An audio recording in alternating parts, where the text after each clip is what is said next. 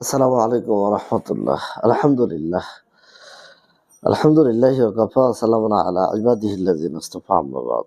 প্রিয় বন্ধুরা, আমরা কি জানি যে এমন একটা দোয়া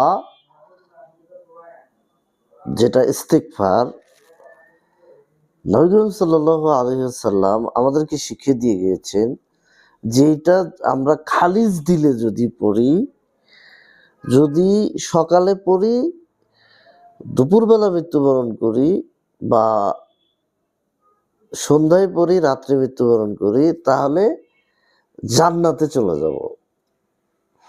সেই দোয়াটা কি আমরা জানি?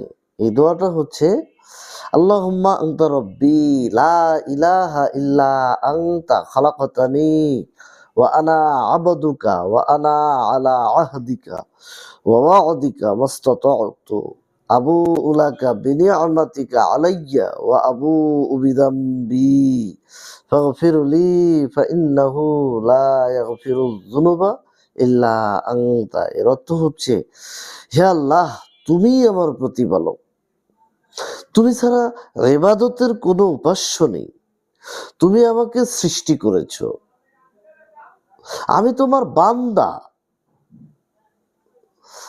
আমি আমার সাধ্যমতো তোমার প্রতিশ্রুতিতে অঙ্গীকারবদ্ধ,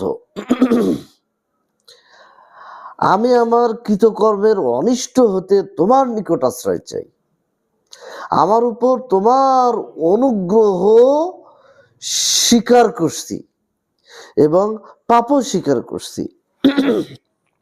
অতএব হে আল্লাহ, তুমি আমাকে ক্ষমা করো, নিশ্চয়ই তুমি ব্যতীত কোনো ক্ষমাকারী নাই। নবী করিম সাল্লাল্লাহু আলাইহি ওয়াসাল্লাম বলেছেন, যে ব্যক্তি নিবিষ্ট মনে উক্ত দোয়া দিনে পাঠ করবে এবং সন্ধ্যার পূর্বে মারা যাবে, সে ব্যক্তি জান্নাতীদের অন্তর্ভুক্ত হবে। আর যে ব্যক্তি ইয়াকিনের সাথে উক্ত দোয়া রাতে পাঠ করবে এবং সকাল হওয়ার আগে মারা যাবে, সে জান্নাতীদের অন্তর্ভুক্ত হবে। এই হাদিসটা সহিহ, বুখারী মিশকাত।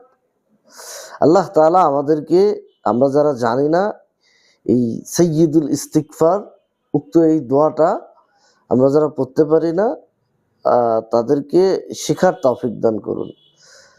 আল্লাহ তাআলা আমাদেরকে কবুল করুন, আমিন।